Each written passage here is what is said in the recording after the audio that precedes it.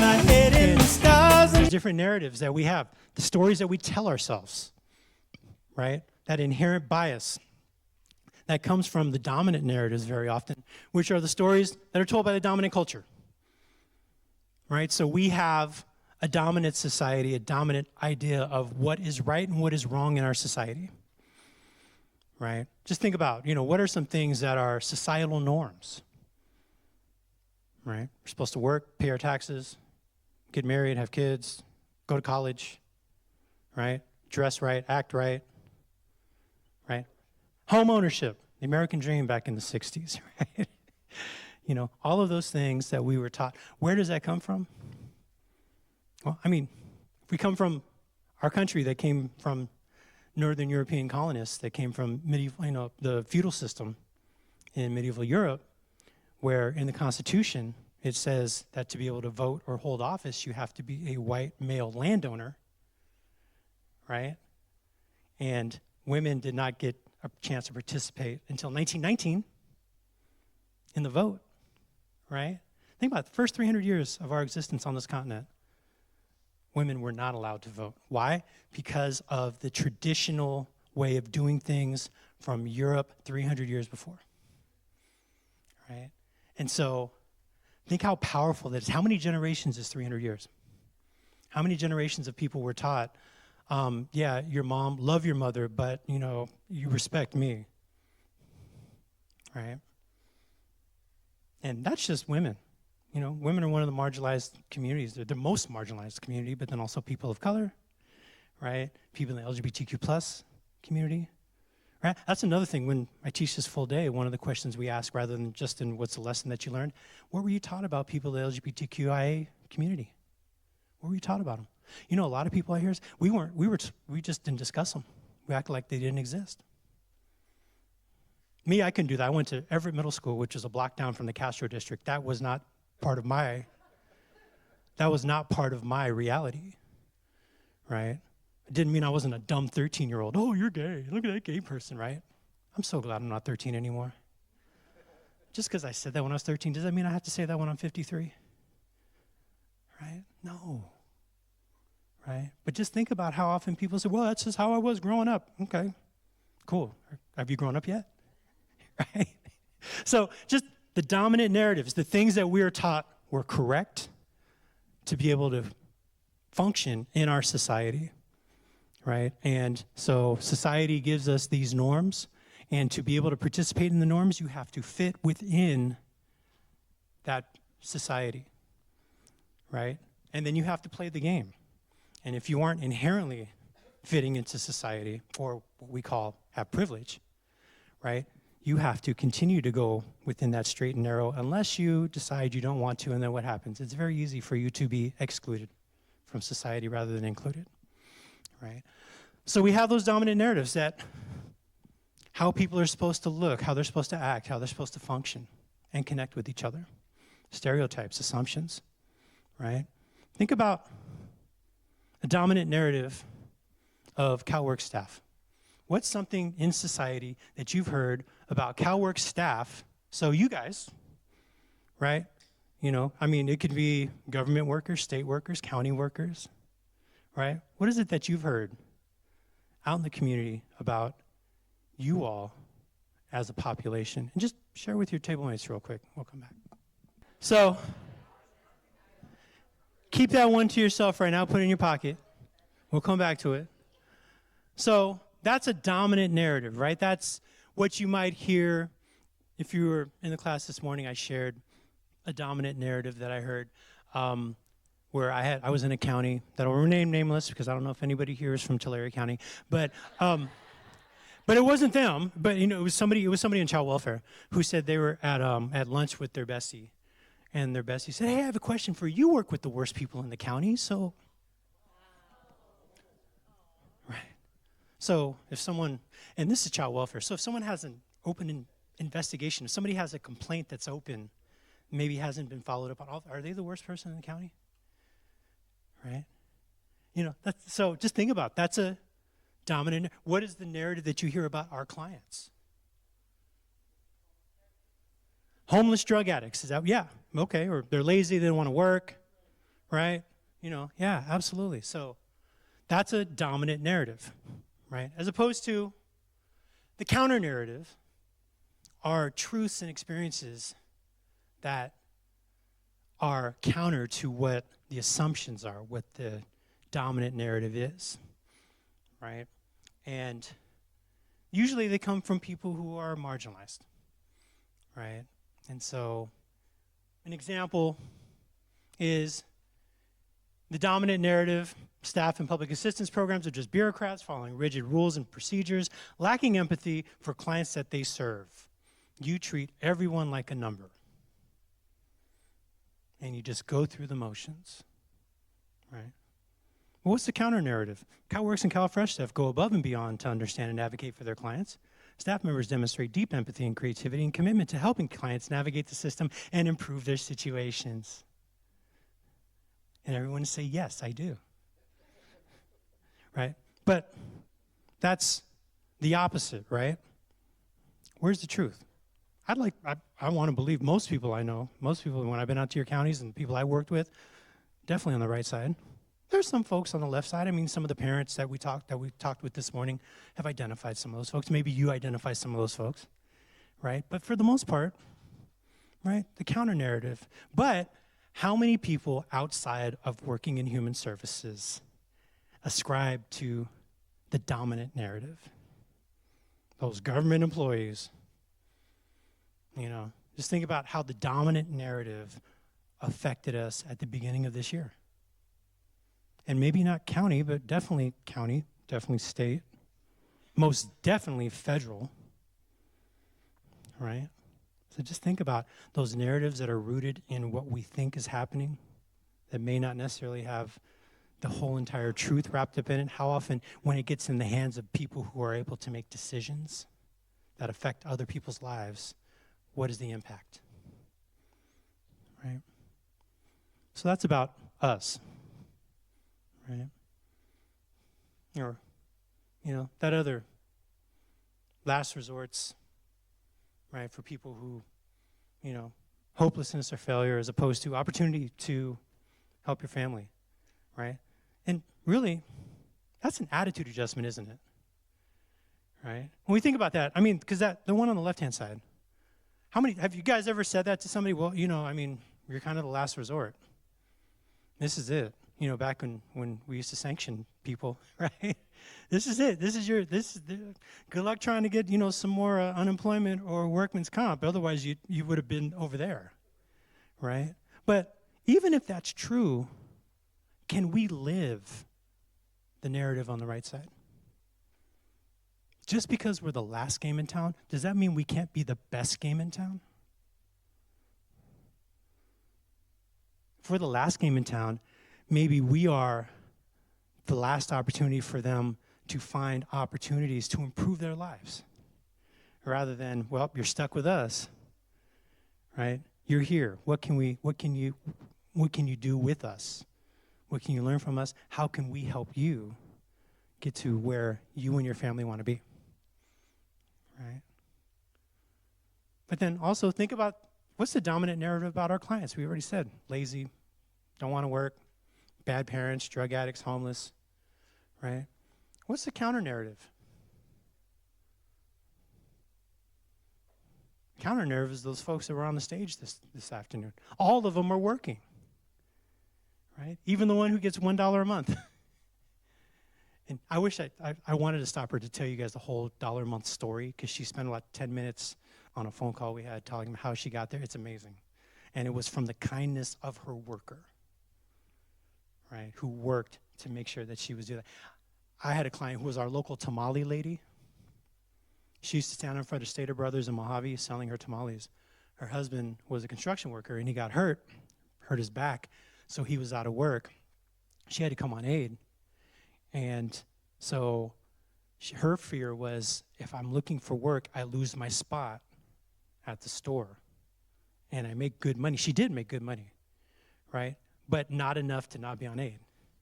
So we worked it out. I went to my boss, we talked about it, and we figured out how to help her keep her job. And I think it came up to 4 hours a week she had to participate while she had her self-employment. And we had these series of books, like these 10 volume of books that you just go through with life skills and whatnot, money management skills. And we gave her 3 hours a week, or 3 hours a book, and then 1 hour in our computer lab so people didn't sign into MySpace. Yes, that's how long ago it was, MySpace. Judge me all you want for being old. I don't care. But it worked. And right around the 8th week, her husband got better. He went back to work, and she was able to keep her place. And, they were able to live that. But that was something where it could have been, nope, sorry. Oh, you'll be able to find another place to sell your tamales. Just go over to, go to Carl's Jr. No, that was the prime spot because it was the only grocery store in like 20 miles radius, right? So just thinking about how do we find that opportunity to help our folks, even if they fit a narrative that the dominant community says, well, why should they get help? Right? And so just take a moment. So that narrative that you had, that you came up with as a table, take 5 minutes to think about it and write down 2 counter narratives, right? What are things that are, what that narrative is that society says about us? What are 2 counter narratives that are rooted in fact and evidence that could dispute that dominant narrative? So go ahead and think of those with your table, and then we'll come back. Give you guys 5 minutes. All right, so thank you all. Did anybody have a narrative that challenged the dominant narrative? Anybody want to take a stand for each other? No? The dominant narrative's correct? I'm kidding. We are, we're not interested in discontinuing everybody that we can. Like, we want people to get this aid. We're not here to gatekeep it or, be ineligibility workers, that kind of thing. We're nice. We want to help. Yeah, we want to help. Absolutely. How many people want to help our communities? How many people want to lessen their caseloads? Anybody want to work themselves out of a job? There will always be a job, trust me. I'm just saying, lower your caseloads, right? Anyways, so yeah. I had a buddy who used to do a workshop facilitating, and he came from emergency response. And some of the folks in his class were folks that he actually had interacted with in investigations. And I was helping him through his first class. And the first thing he said is, look, guys, I just want you all to know, yeah, I came from child welfare. My job is to not take away your kids. My job is to keep your families together, and everything I can do to do that, I want to, which is why I'm here in this class. And I know you may not believe me right now. Give me these 3 weeks to let me show you that I mean it, because if you trust me, you'll trust other people, right? So, yeah, and he meant it, and he backed it up, right? Every time, every day in the class. But it's something we can say, right? But I don't want to say talk is cheap, but it's on sale. I got a couple laughs. That'll work. All right, cool. Especially late in the day. I'm glad you guys laughed. Thank you. But just think about that idea of how can we switch that dominant narrative? How can we help people feel like they're in the right place? I don't know if you remembered one of the parents, she was talking about not getting help and never coming back. But then her sister said, I went and talked to my worker, and she was so nice. She said she was going to pray for me, and I didn't get anything. But it left a lasting impression. When I teach customer service, to me, the definition of customer service is the impact that you have on the customers that you serve. That's why I asked her, when you left, how did you feel? Would you go back? Yeah, I'd go back to talk to her, right? So maybe it's not always necessarily what we can give someone materially, but sometimes, like a couple of them said, how are you doing? Are you okay? Right? That's powerful. That's one of the quickest ways. If we can hear, you mentioned active listening, right? If we really practice active listening and we're here with people and we're present and we're mindful, we let people know that we're here, we have their best interest in mind, that's the quickest way to build trust. And if you do it again and again and again, trust is built off of integrity and consistency, right? Trust, integrity. You do the right thing when nobody's looking, right? And consistency, being that same person every time you interact with somebody. Is that easy to be the same person every time you interact with somebody? Yeah. Anybody ever wake up with a migraine? Or a sinus infection? These last couple of years have been terrible in my nose here in Sacramento. I don't know. Or you stubbed your toe getting out of the bathtub. You know anybody who says, don't talk to me till I've had my coffee? What happens if the line is Starbucks or Dutch Bros or wherever else you get, Pink Panthers or wherever else you get your coffee? The line's too long and you're late to work and then your Keurig machine's broken or you ran out of pods. Do you just get a break from having to deal with clients? No, we got to figure that out, right? Because that consistency is so important. Right? All right, cool. So how do we mitigate bias? Somebody mentioned, how to remove bias. You're not going to remove bias unless you remove your brain. All right? But we can counteract those thoughts. We can counteract those effects of bias. They're always going to be there. I'm always going to go, when I see somebody with their pants sagging. But then my second thought is, maybe their belt broke. How else am I supposed? No, seriously. I don't know. I have 6 belts at home, and they're all because when I get up if I'm teaching from Chico to Merced, I'm sleeping in my bed, and I am getting up in the dark sometimes, and I will forget a belt. And then I'll tell the story in the middle of the class, and I'll feel while I'm pulling my pants up, and then I'll run to Walmart and go get a belt. So I have like 6 belts at home. My wife will see me with a belt and still text me, "Did you take your belt?" Right? So it's a running joke. Ha ha, she thinks it's so funny. All right, but just thinking about how do we mitigate bias? Well, here's the MICE approach, right? So the first there, measure your approach. What is it that I'm feeling? Right? What am I feeling right off the bat? What is that feeling that's generating this negative feeling or this excited feeling? What's getting me to lean in or to lean back? Right? Then identify the narrative. What is the story in my head? Oh, that person with the head tattoo looks like those 2 guys that jumped me when I was 12, which is a real story. So my first thought when I see people with a head tattoo is this way, even though one of my best friends is a tattoo artist and has tattoos everywhere, right? But still, when I see him, my knees go like this. It's so weird, even though I know it's not like that. But I have to tell myself, relax, you're good, right? What is the story you're telling yourself?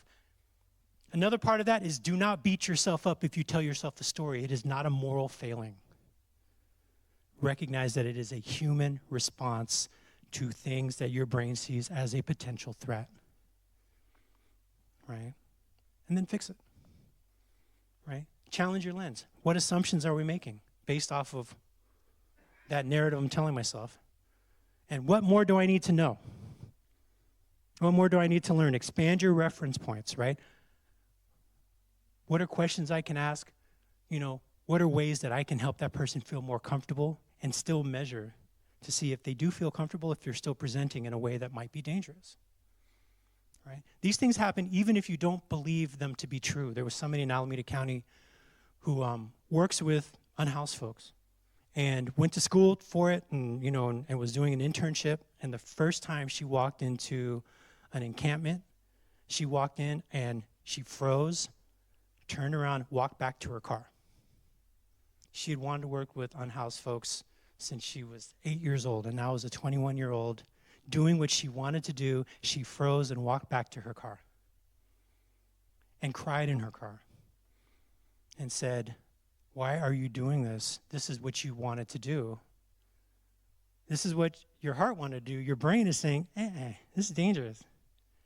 So she had to really remember my training, remember my education, remember my crisis de-escalation, and watch my 6 and just keep my head on a swivel. And she walked into that encampment, and she hadn't had a problem after since then. But the first time she did it, her body failed her heart. Does that make sense? Right? It doesn't always stand up to your ascribed values. I want to treat everyone the same. Ooh, I don't know. That person, they don't look like they are healthy. Right? So, what am I feeling? What's the story I'm telling myself? Where is it coming from? Where do I have proof or evidence? right, that's real? And what more do I need to learn? That's the process. Saggy pants. What am I feeling? Oh, what my dad taught me, right? So that's the narrative. Challenge my lens. Do I know why that person's wearing a saggy? It's 40 years since my dad said they're trying to dress like criminals. Do you know that's the style? It's not my style these days, but heck, if anybody goes to buy skinny jeans at Marshall's, you're going to sag. I don't know their story. I don't know why they do that. That by just, I'm making an assumption that they're doing it because they are trying to perpetrate criminal behavior. All right? So maybe I need to give them a break. That's the thought process, right? And it shows up all the time. We might have two people that walk into a lobby. One person that comes in and says, hey, is there anybody who can help me? I don't know what to do to feed my daughter. Another one walks in, I need to see a worker now. I can't feed my daughter. Two people with the same issue, right? Which one in our brain do we feel deserves our help more? Right, in our brain, right? But how do we know that? Maybe that's someone's response to crisis. We all have differential responses to crisis. And a crisis for one person may not be a crisis to somebody else, and we have, a response where the only way I know how to deal with it is just to come in and ask for help. And the way I ask for help is raise my voice, because I was raised in a loud family, as opposed to somebody who maybe the hardest thing I have to do is come in and ask for help. But it sounds like I'm really apologetic. All right? What do we know? How do we know it? What's truth? What do we need to know more? All right? It really does make a difference. So just thought. Alex, a CalFresh staff member, suggests focusing more resources on urban areas, assuming they have higher needs. Jordan, another CalFresh staff, feels this overlooks rural clients, potentially due to unconscious biases about who needs services more. How many people from rural counties are like, psh, go on, Jordan, right? But just thinking about that idea, who do we feel is in the wrong here?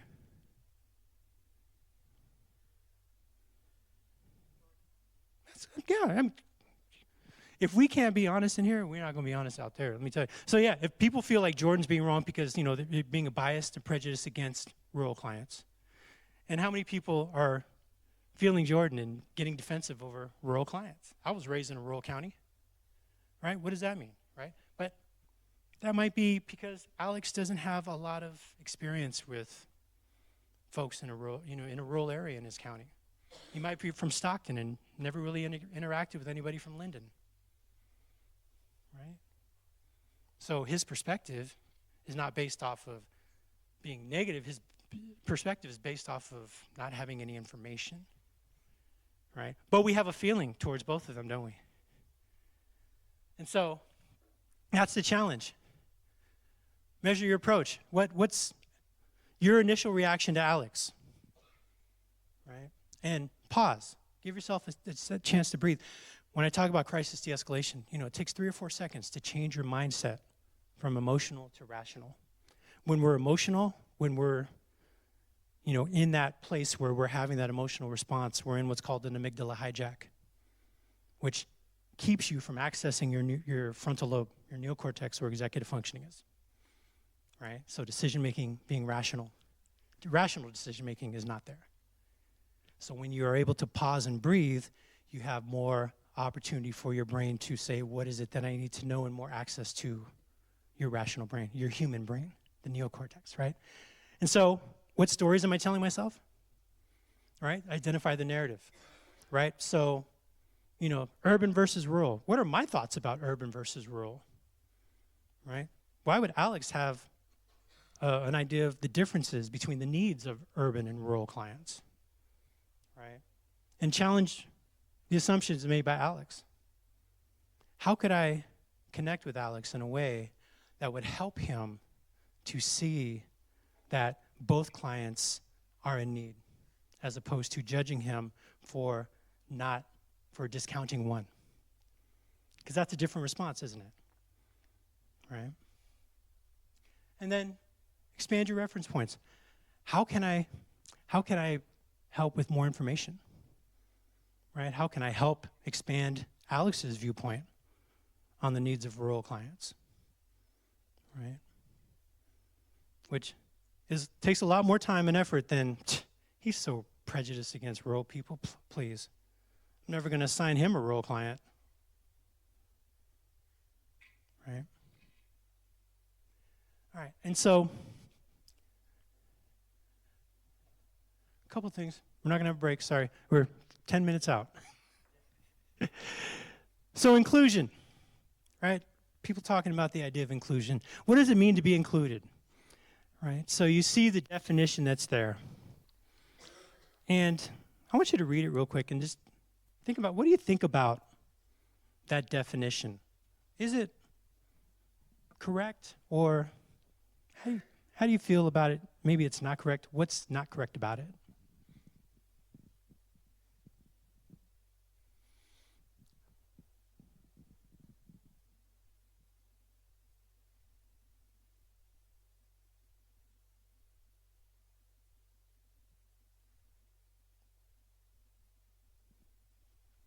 If anybody has a thought, if you want to raise your hand, I'll come and bring the microphone. That is an awful ambitious definition of inclusion, and includes like a lot of things to consider if I'm incorporating that into my daily life, daily interactions, if I was Alex in that scenario. What specifically is ambitious?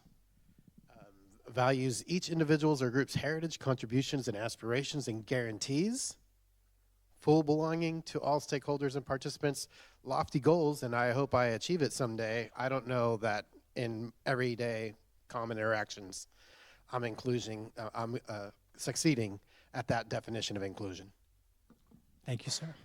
All right, and I've already got 3,000 steps this afternoon.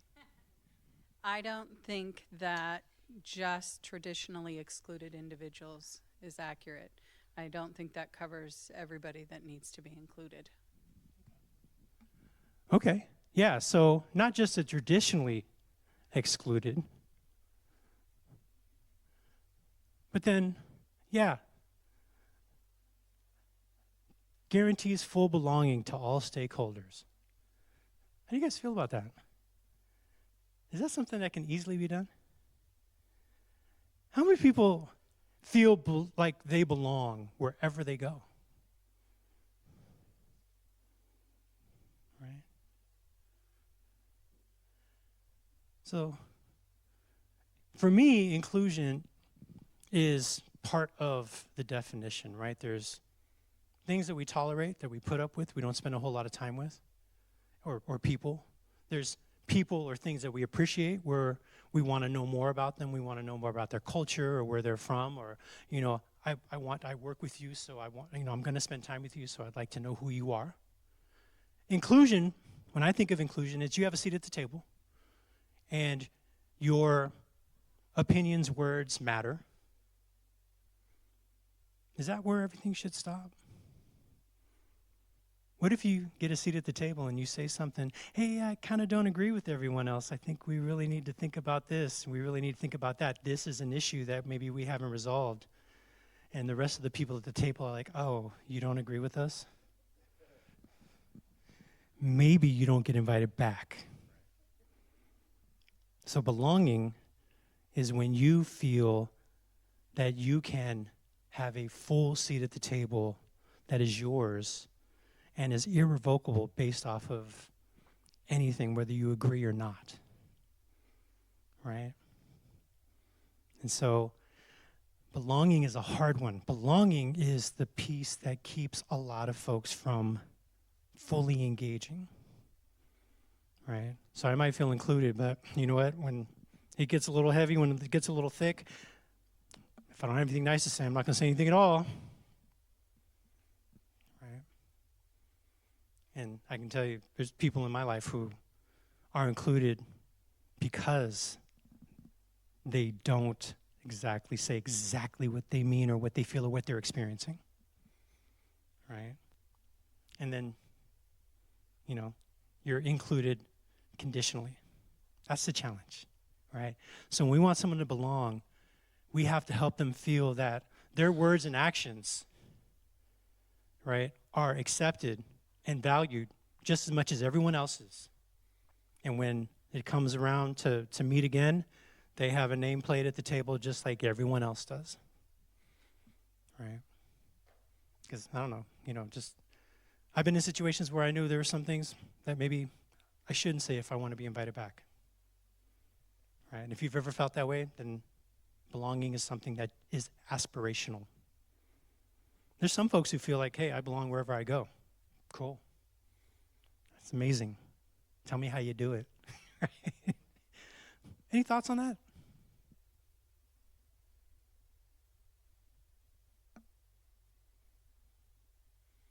Okay, so what do we do when we recognize that belonging is conditional, right? And sometimes we make mistakes. Sometimes we think about situations where we might have the right intent, but it has a negative impact. Like I said, someone asked me my my order in Spanish, right? Oh, well, maybe they didn't get the response they wanted, right? Or anything else that happens in those situations. I got in trouble for calling a good friend ma'am one time. My grandparents are from the South. Yes, sir, no, sir, yes, ma'am, no, ma'am. That's how I was raised, right? I went to the opening of my friend's bar and grill with her husband. I ordered a round of drinks for all of our friends we grew up with in San Bruno. And I went and ordered the drinks, and I picked them up, and on my way back, I said, thank you, ma'am, and I walked away, and she ignored me the rest of the night. If I wanted a drink, her husband served me or the other bartender. And so I caught her after, and I said, hey, what's going on? What, you okay? Hey, what did I do? Oh, what do you mean? Oh, yeah, you called me ma'am. How dare you? You know, in my culture, she's Tongan, Polynesian, right? In my culture, ma'am, that's my mom, that's my aunt. Those are people who deserve the utmost respect. I'm younger than you. You should know better. I should know better, right? Even though I'm not Polynesian, but I did grow up, she thought I should know better. So, do you think I have every right to be defensive? Hey, I call everyone sir, man. What are you talking about? It was just a sign of respect. Calm down. Could I have done that? Do you think that's the right way? What should I have done? I know you're shaking your head. What should I have done? Yeah, I'm sorry. That was not my intent. I apologize. I could explain, in my culture, don't have to do all that. I'm sorry. That was not my intent. I will call you by your name moving forward. All right, thank you. I said, and if I call you ma'am again, you let me know. Don't worry, I will. She kind of smiled. It's been 10 years. We are fine. Nothing has had a problem since. Somebody in the county told me, you should call her ma'am again to see what happens. I said, no. No, her brothers are bigger than me. I don't care if I'm in my 50s. They'll still kick my butt, right? So, but just think about that idea of what is our intent when it doesn't have the intended impact? What do? Do we get defensive or do we apologize and move forward? I'm sorry, that was not my intent. Now, one thing we don't want to say is, if I offended you, I'm sorry. How many people like that one? If I offended you, I'm sorry. Yeah, well, if I didn't offend you, then I'm not sorry. It's conditional, right? It puts it on them, yeah. And then people feel bad, oh, you're fine. So. Don't get offended, right? Absolutely, and that's the last word because we have 1 minute left. And so, any final questions, comments before we wrap up? Oh, my pleasure, my pleasure. Yeah, so if you want more information, like I said, I teach these classes for, various agencies, and if you ever want to have this conversation, just let me know, and I'll be glad to come talk to you guys. Everyone, please enjoy the rest of your evening, and I'll see you all tomorrow.